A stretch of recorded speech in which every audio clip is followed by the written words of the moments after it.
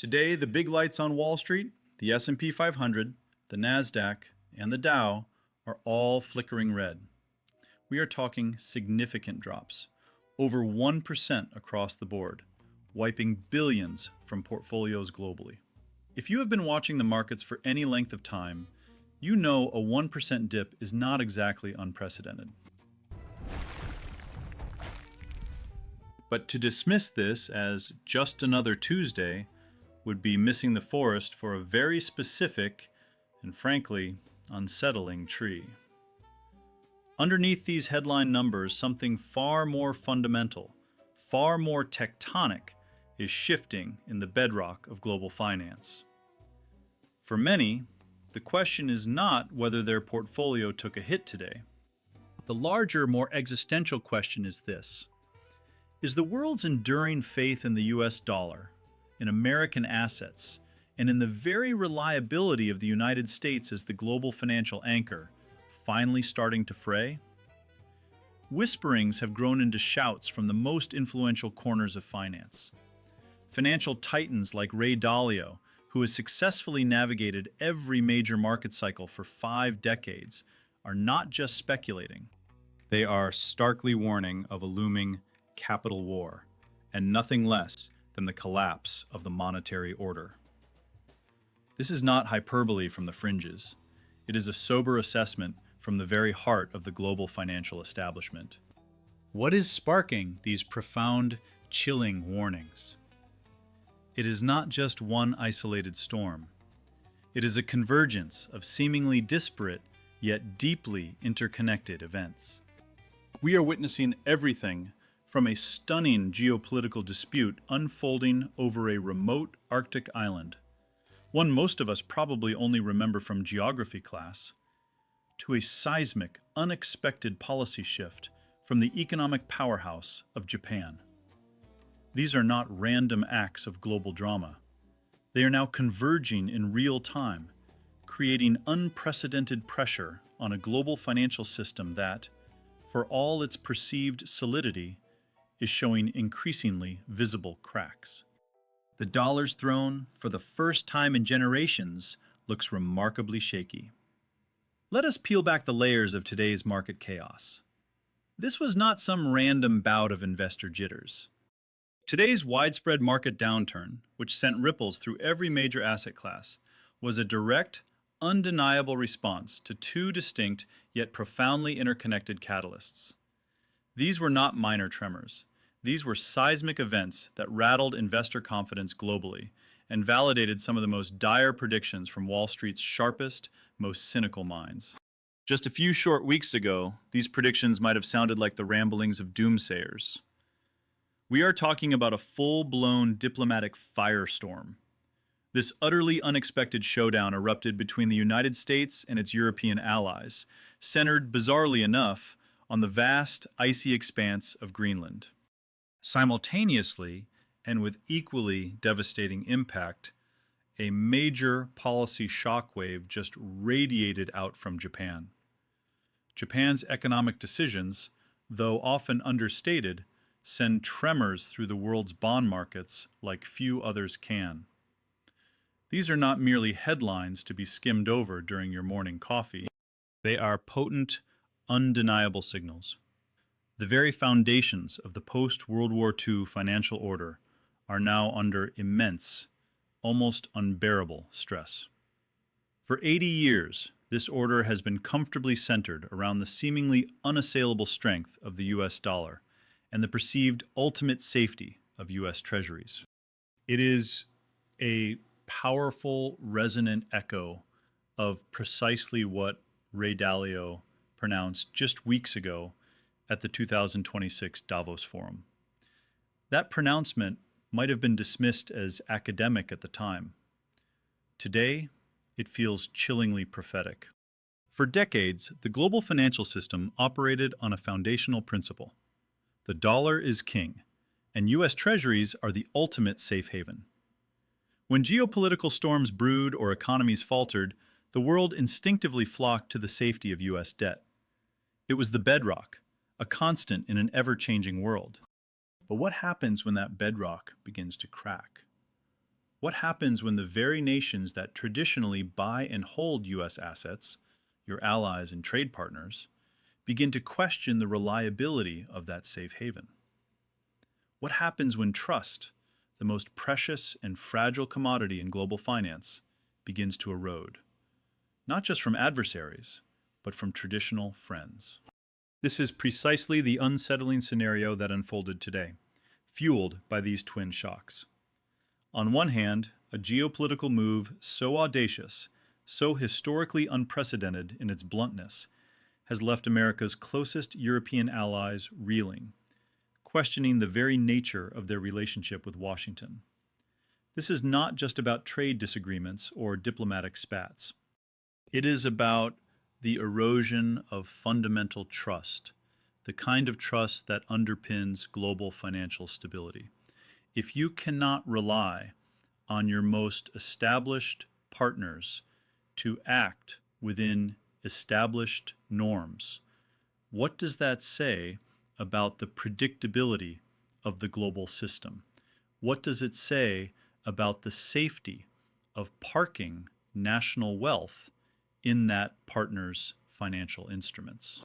On the other hand, a domestic policy pivot in Japan, seemingly contained within its own borders, is sending shockwaves through the global bond market. These shockwaves are impossible to ignore. Japan, with its gargantuan national debt, is one of the largest foreign holders of US Treasuries. It is not just another player. Its domestic financial decisions have a profound gravitational pull on global capital flows.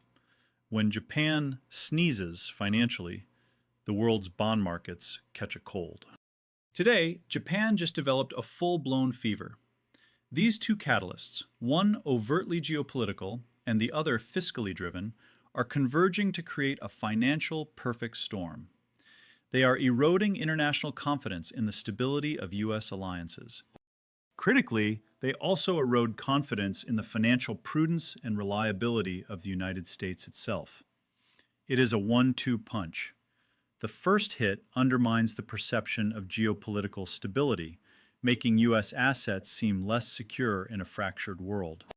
The second hit undermines the very mechanics of how global capital flows. It creates a powerful incentive for key international players to repatriate their wealth, pulling it out of U.S. markets and back home.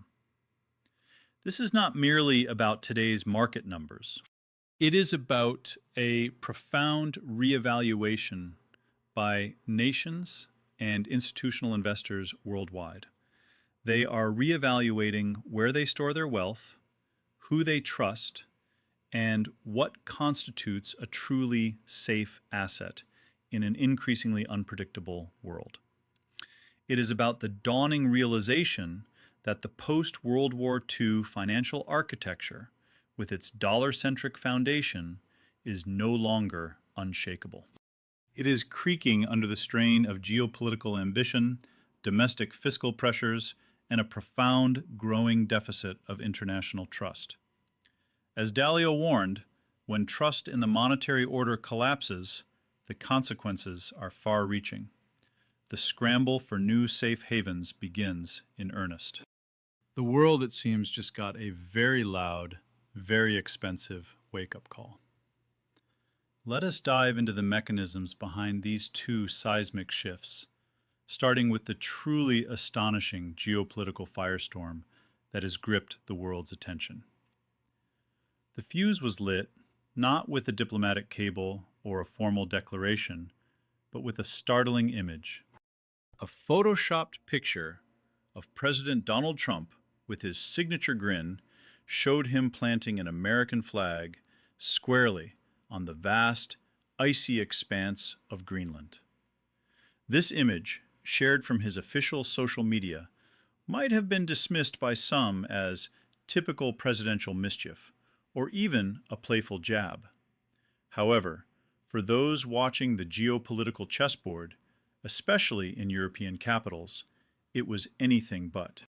This was not a joke. It was a clear, unambiguous signal of a serious and frankly audacious United States intent to acquire the vast, resource-rich autonomous territory. Trump and his advisors cited critical military and security interests. They painted the Arctic as a new, unavoidable geopolitical chessboard. With melting ice opening new shipping routes and exposing vast mineral and energy reserves, the region is rapidly becoming a strategic battleground. The United States, Russia, and China are vying for influence here. The American argument was that Greenland, an island roughly 1/4 the size of the United States, offered unparalleled strategic advantages in a rapidly changing world, ranging from missile defense to naval dominance of critical sea lanes. The social media post served as a blunt instrument, cutting through diplomatic niceties to declare America's unvarnished ambition. This move, delivered with such blunt force, immediately drew outrage from Europe, specifically from Copenhagen. Greenland, after all, is an autonomous territory of Denmark, one of America's oldest and most steadfast allies. Major European powers, including France and Germany, swiftly condemned the move. They called it inappropriate, a blatant breach of international norms, and a direct threat to sovereign relations. French President Emmanuel Macron, never one to mince words, described it as an attempt to, quote, enslave Europe. He viewed it as a clear indication that America was no longer a reliable partner, but a predatory actor, even towards its friends. The European Union, in a rare display of unified anger, issued a joint statement denouncing the United States' unilateral approach and calling for a return to diplomatic dialogue. Diplomacy was not on the menu. In a swift, aggressive, and entirely characteristic response, President Trump doubled down on his America First posture. He announced punitive tariffs, 10 to 25% tariffs on a basket of key European goods from 8 nations most vocal in their criticism. These were not mere trade disputes. This was an economic weaponization of a diplomatic spat. It escalated what began as a perceived insult into a full-blown economic confrontation. It was a clear message from Washington. Criticize us at your peril. Our economic might is an extension of our geopolitical will, even against our closest allies. The market's reaction was immediate and fear-driven, for good reason. The most terrifying question for investors became, if key European allies feel so betrayed and threatened, what prevents them from divesting their vast holdings of U.S. assets? Europe collectively holds significant amounts of US Treasuries, often parked there for safety and liquidity. Trillions more are held in US equities, invested for growth and stability. The fear was simple. If political trust erodes, financial trust follows. The reliability of traditional alliances and the sanctity of global financial trust are not abstract concepts. They are the invisible glue that holds the system together. Without that glue, money moves. This fear, this profound questioning of trust, directly triggered a broad sell-off in U.S. bonds and stocks today. Investors looked at the headlines and the rhetoric. They concluded that the risk of holding American assets, even those traditionally deemed quote-unquote safe, had just dramatically increased. The prestigious Financial Times, in a scathing editorial, sharply criticized the United States for, quote, burning its most important asset, trust, in the international community. They argued that while America's military and economic might remained formidable, its moral capital, soft power, and reliability as a global partner were being systematically dismantled. This dismantling carried profound financial implications. Then, the first domino fell, quite literally adding fuel to an already raging fire. Breaking news emerged from Copenhagen. A major Danish pension fund, among the largest in Europe, announced its unequivocal intention to sell all its US Treasury bonds by the end of the month. Their stated reason was increased credit risk. This is not just a financial decision, a cold calculation of risk and reward. It is a powerful political statement, echoing the anger felt in Denmark and across Europe. For a pension fund to label US Treasuries, the supposed safest asset in the world, as having increased credit risk is unprecedented. It speaks volumes about the depth of the geopolitical fracture. It is a direct financial vote of no confidence in American reliability. This move is not an isolated incident. It is a potential harbinger, a warning shot. If other European institutional investors, already questioning their alliances and asset allocations, begin to follow suit, citing similar concerns, the trickle of today's sell-off could quickly become a torrent. This would shake the very foundation of the global bond market. The implications are enormous. A significant and sustained divestment by European capital from U.S. assets would not only drive up U.S. borrowing costs, it would also fundamentally challenge the dollar's reserve status, signaling a profound shift in global financial power. Let us pivot from the icy geopolitical front of Greenland to the intricate, equally impactful, and perhaps even more immediate fiscal landscape of Japan. The second, equally potent catalyst for today's market shockwave stems from Tokyo. It emanates from a figure who has quickly made her mark on the global stage, the newly appointed Prime Minister Takachi. Takachi, barely a month into her premiership, surprised both markets and seasoned political observers. She dissolved the lower house of the Diet and called for snap elections. This was a bold power play, a high-stakes gamble. Her motivation was clear: to secure a clear, undeniable public mandate for an ambitious and, critically, fiscally aggressive agenda. Her platform was unequivocal. It included massive government spending to stimulate a flagging economy, significant consumption tax cuts to boost consumer spending, and a substantial strengthening of national defense, a response to mounting regional tensions. Each of these policies, individually, would require colossal new borrowing. Combined, they signaled an unprecedented expansion of Japan's already gargantuan national debt. Takachi was not just proposing change, she was demanding a blank check from the Japanese public to fund a radical reshaping of the nation's economic and security posture. The market's reaction to this power play and its associated fiscal promises was swift, brutal, and entirely predictable to anyone who understands the precarious state of Japan's finances. Japanese government bonds, or JGBs, plunged in value across the board, sending their yields soaring, especially for longer maturities. Think of it like this: bond prices and yields move in opposite directions. When demand for bonds falls, their price drops. Their yield, the return an investor gets, goes up to attract buyers. The logic behind this panic was brutally simple and stark. Japan already holds the unenviable distinction of having the highest debt-to-GDP ratio among developed nations, clocking in at well over 250%. It is a nation already swimming in debt. More massive government spending, coupled with tax cuts, means one thing: a gargantuan increase in bond issuance. The government will have to flood the market with an unprecedented supply of new JGBs to finance its ambitious agenda. When supply floods a market and demand does not keep pace, prices naturally fall.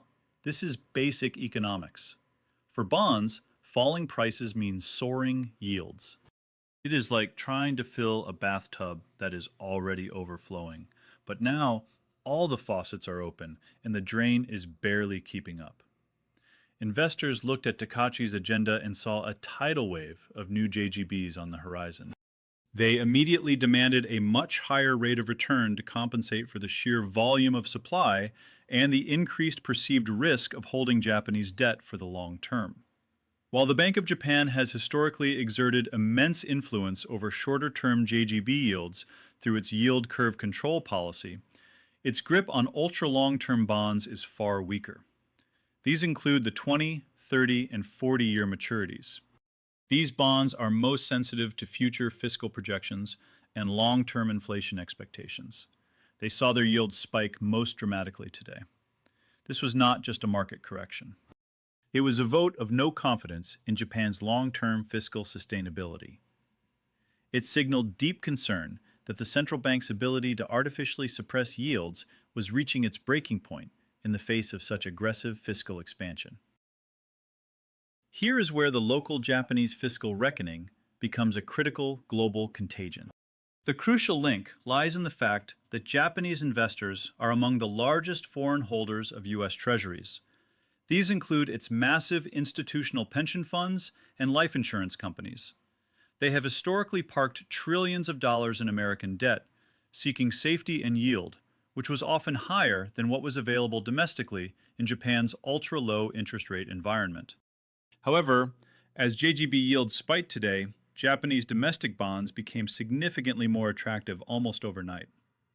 The incentive for these Japanese institutional investors to repatriate capital and sell off their US Treasury holdings became immense, even irresistible. Imagine you are a major Japanese pension fund manager. For years, you invested in US Treasuries yielding, say, 2% because JGBs yielded effectively zero. Now, suddenly, the yield on a comparable JGB has jumped to, for example, 1.5%, or even 2% for longer maturities due to the panic. Why would you keep your money in US Treasuries, exposed to currency risk and the geopolitical vagaries of another nation, especially when you can get a comparable or even better return in your home currency with a domestic asset? The decision is clear. Sell the US Treasuries, bring the capital home, and invest in the newly attractive JGBs or other domestic opportunities. This dynamic created a powerful, undeniable selling pressure on US Treasuries.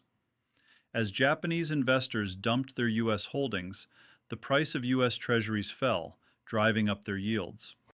This, in turn, contributed to a broader global bond market sell-off, extending even to European sovereign debt.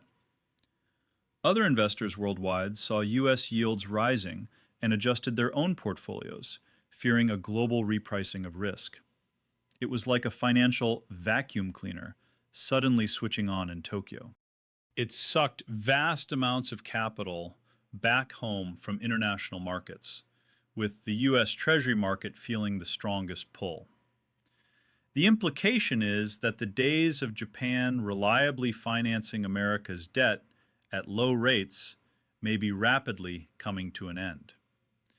This fundamentally alters the global demand for US government bonds. In essence, two distinct but equally devastating forces are at play.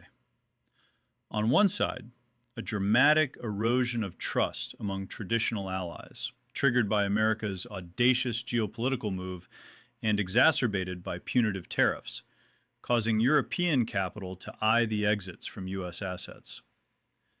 On the other, a fiscal shockwave from Japan compels one of the largest foreign holders of US debt to repatriate capital back home, creating a powerful selling pressure on US Treasuries.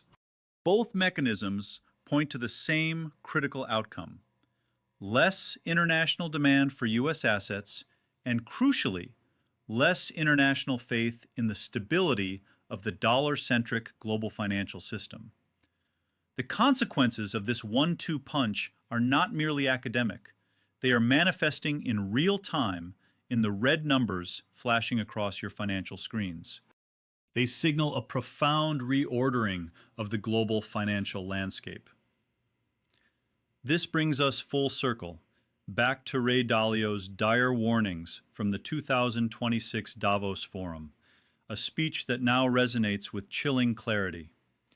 Dalio, whose insights have shaped global financial strategy for decades, articulated with stark precision that the existing dollar-centric global monetary order is fundamentally unstable. This order, where the US dollar underpins global trade and US Treasuries serve as the ultimate safe haven and primary reserve asset for nations worldwide, is, in his view, showing irreversible cracks. He argued forcefully that central banks and sovereign nations are increasingly doubting the reliability of the dollar. Crucially, they also doubt U.S. debt as a secure, long-term store of wealth. It is not just about today's headlines. It is about a foundational loss of confidence in the very architecture that has governed global finance for 80 years. Dalio points to one irrefutable piece of evidence for this unraveling: the unprecedented, relentless rise of gold. Gold is consistently hitting new all-time highs and seeing aggressive accumulation by central banks across the globe. According to Dalio, it is becoming the de facto, quote, second reserve currency. In a world increasingly fractured by geopolitical rivalry and eroding trust, gold stands as a neutral, apolitical asset. It is a flight to tangible value, a rejection of paper promises and the increasingly weaponized nature of traditional reserve currencies. He elaborates on his concept of a capital war. As the United States continues to run massive, unprecedented deficits and issue more and more debt to finance its spending, geopolitical tensions make other nations question why they should continue to finance America's borrowing. Why should they prop up a system that increasingly seems to work against their own interests? This leads to a dangerous imbalance: an ever-increasing supply of US Treasuries met by a decreasing international demand. It is a tug-of-war for capital, where the rules of engagement are shifting dramatically. The weapon is sovereign debt. The current events in Greenland and Japan are not just isolated incidents, they are potent examples of this capital war, moving from theoretical discussion to active engagement. Nations are making increasingly pragmatic, self-interested decisions about where to deploy their strategic capital. In response to this looming crisis, Dalio offered a dual-pronged investment strategy at Davos. First, he advocated for a foundational allocation of between 5 and 15% of a portfolio in gold as a crisis hedge. For more aggressive investors, he suggested even more, indicating a willingness to reduce traditional bond exposure in favor of the precious metal. This is not a speculative play. It is a strategic defense against currency devaluation, geopolitical instability, and a potential loss of faith in fiat currencies. It is about preserving purchasing power in a world where traditional stores of value are under assault. Second, and equally important, he championed investment in what he calls the technological revolution. He specifically highlighted artificial intelligence, or AI, as the primary creator of new wealth in the coming decades. He argues that while the old economic order may be crumbling, innovation will continue to drive prosperity. Therefore, he suggests a balanced portfolio strategy. This involves fortifying against global instability and currency debasement with assets like gold. It also means actively participating in the transformative growth opportunities presented by AI and related technological innovations. It is a strategy designed for resilience and growth in a world that is fundamentally rewiring itself. These events and their immediate financial fallout signal something far more profound than mere market volatility. They point to a significant, perhaps irreversible, shift in global power dynamics. The era of unchallenged U.S. hegemony, of the dollar's unquestioned dominance as the sole global reserve currency, appears to be waning. We are witnessing the slow, often chaotic, emergence of a more multipolar world. This is characterized by an every nation for itself approach. Geopolitical allegiances and national interests are no longer just diplomatic niceties. They are now directly intersecting with, and indeed driving, major financial decisions and asset allocation strategies worldwide. In a best-case scenario, this transition leads to a more balanced global financial system. Multiple reserve currencies and diverse economic power centers create greater resilience and distribute risk more evenly.